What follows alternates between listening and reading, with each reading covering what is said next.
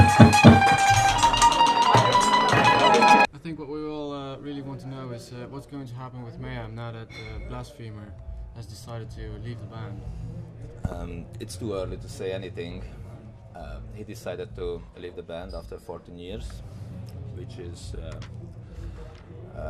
we respect his choice anyway, and it's understandable if you look at that he joined the band when he was 19 and now he's 33. Yeah. So obviously he'd like to try out something else. But Mayhem is a name, Yeah. and it's actually a very strong name in my eyes, and it's above all of us. So I don't think that will be the end of the name, you know, and the band will go on, of course. It will take some time to replace Blasphemer, probably, because he was a very unique guitarist. But it could be a new chapter for us too. Yeah. So his leaving was not lightning from the clear sky, but it was still a bit of surprise for me. But I think it could be good for everybody because the coin had both sides. So at the end, also this thing held it back a little bit, the band here or there. Yeah. So this could be a new start again. A new start for Mayhem. All right.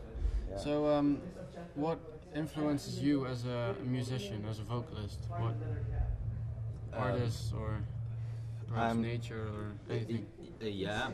Yeah, I'm into the nature, for instance, and the ancients, like ancient civilizations and ancient ruins and philosophies. That's one of my interests, and of course, spiritual dimensions, which doesn't belong to any religions.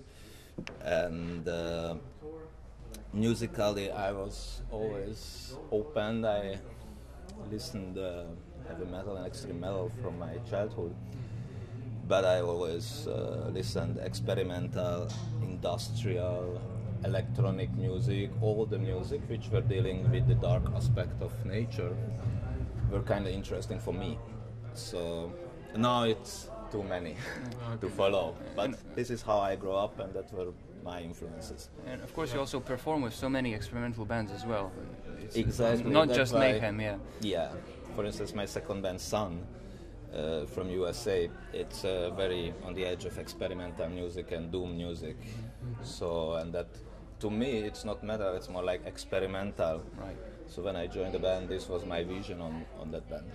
Are there any new genres or things you'd like to explore as a musician? Because you've done drone and black metal and a bit noise. And I don't have plans, you know, but I'm open. So if I see if something approaches or coming up, you know, now I'm actually pretty engaged with Mayhem and Sun, and we have this side project called Grave Temple or Sideband, which is like part of Sun. It's a bit more straightforward or extreme way, but the same thing. And I'm happy with those stuffs. I don't think I have any other vision in extreme metal than to play in Mayhem now. Alright. So if I do something else that will be not belong to heavy metal or rock, that will be probably something else, experimental shit. Alright. I think you're also involved with Jarbo musically. Yeah. So anything new happening there? Yeah, the Jarbo was approaching and very kindly asking me for this guest appearance on her next album. Yeah. And that was a great honor for me because I was a big fan of Sven's back then, Right. and I respected her still as a musician and what she was doing. So I was glad to say yes, and I sang on one song. But I'm not alone. I heard that Phil Anselmo, for instance, will be there. I don't know if it's going to happen, but that was that time the rumors, and some other guest musicians too, probably. So I like these experiences. For me, it's great, you know, to show myself that I can do different things still. Yeah. And of course for the people. Alright. And how do you prepare for a concert or a gig? How do you charge yourself to perform on stage? It depends on which show, of course. Sometimes with Mayhem I'm very busy with the customs recently, or what we did before for the new album, or that KO was the idea of this chaotic custom approaches. That kept me very busy. But what I always do is kind of warming up exercises. That's what I like to do before show. Yeah. So take these breathings and do these breathing exercises. It's good because when you go on stage, you're already, you know, in the shape. You don't start to blur then and puke and all the shit. So it's good to move a little bit body before. What's your best memory of Mayhem? Oh, there are many. Name a few. Okay, the last show in Tokyo was fucking awesome, man. Yeah. We just played in Japan. It was Crowd kind is of crazy. festival.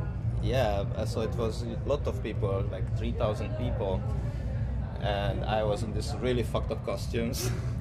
And between two songs, I just didn't say anything. I was just doing like this. And it's like everybody like, wow, all these Japanese eyes were Yeah. looking. That was a nice moment, nice peak, you know. Yeah. Also, we had great shows for sure. Those are the best things for me in Mayhem. Also, speaking of Japanese stuff, Japan is famous for quite experimental music, Mhm. which makes me wonder the latest Mayhem album. Where did the ideas come from for such a different kind of noise rock approach? You know. It was coming from Blasphemia and me. Hmm. The idea was for this new album to do total unhuman structures. Right. So, or kind of unearth the structures in the songs and melodies, melody-wise and everything. Something which is like weird for the human ears. And this is how it started, and we just ended up with that album. I think John Zorn recently released 2 albums with Mike Patton and someone else, and they sound quite similar. So, Oh, really? well, Okay. perhaps not exactly the same, but you know, similar approach, let's say. So, I suppose since you haven't heard them, then it I wasn't haven't really- heard that thing. Of Right. course, I heard about the guys. Yeah. But for us, it's also like representing our freedom, Right. that we don't have limits. Mhm. And we can break through limits. Actually, that's very difficult today, because if you sit down and write a song, whatever you play, you will hear that, okay, I heard something like that before. So Yeah.